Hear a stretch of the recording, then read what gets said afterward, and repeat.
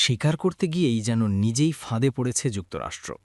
এখন বড় প্রশ্নের মুখে দাঁড়িয়ে মার্কিন সামরিক শক্তির সেই তথাকথিত অজেয় ভাবমূর্তি।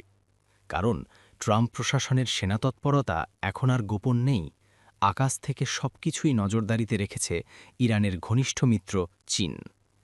চীনা স্যাটেলাইটের চোখে ধরা পড়েছে মধ্যপ্রাচ্যে মার্কিন সামরিক ঘাঁটি, যুদ্ধজাহাজের অবস্থান এবং সেনা মুভমেন্ট। সেই তথ্য বিশ্লেষণ করেই পাল্টা কৌশল সাজাচ্ছে তেহরান। হরমুজ প্রণালী থেকে পারস্য উপসাগর, এই মুহূর্তে বিষয়টি আর শক্তি প্রদর্শনের মধ্যে সীমাবদ্ধ নেই। এটি এখন টিকে থাকার লড়াই। বিশ্লেষকরা বলছেন, উপসাগরের জলরাশির মতোই পরিষ্কার বাস্তবতা। এখন আর কিছুই গোপন নেই। মার্কিন সামরিক শক্তির গোপন কুঠুরি থেকে মুহূর্তে মুহূর্তে তথ্য ফাঁস হয়ে যাচ্ছে, কারণ দূর আকাশ থেকেই সবকিছু পর্যবেক্ষণ করছে চীন। এর ফলে মধ্যপ্রাচ্যে ভয়ের রাজনীতি ও গোপনীয়তার দেয়াল ভেঙে পড়ছে দ্রুত।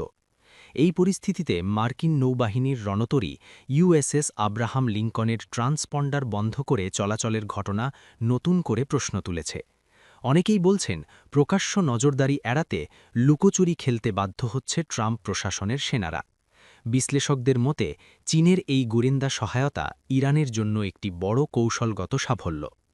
এরই মধ্যে আরও সতর্ক হয়ে উঠেছে ইরানের অভিজাত বাহিনী Islamic revolutionary guard corps IRGC. চীনা স্যাটেলাইট চিত্র বিশ্লেষণ করে তারা মধ্যপ্রাচ্যে অবস্থিত মার্কিন ঘাঁটিগুলোতে সম্ভাব্য হামলার ছক কষছে।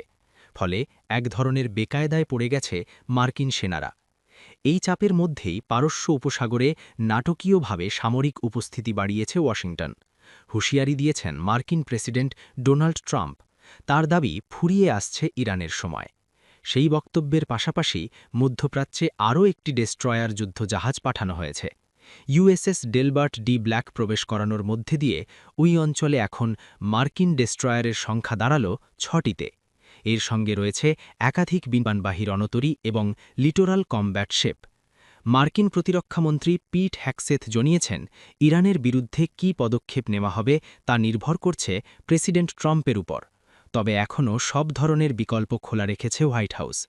এদিকে যুক্তরাষ্ট্রের হুমকির জবাবে পাল্টা শক্তি দেখাতে পিছপা নয় ইরান। আগামী সপ্তাহে হরমুজ প্রণালীতে সরাসরি গোলাবর্ষণ সহ নৌ মহড়ার ঘোষণা দিয়েছে ইরান।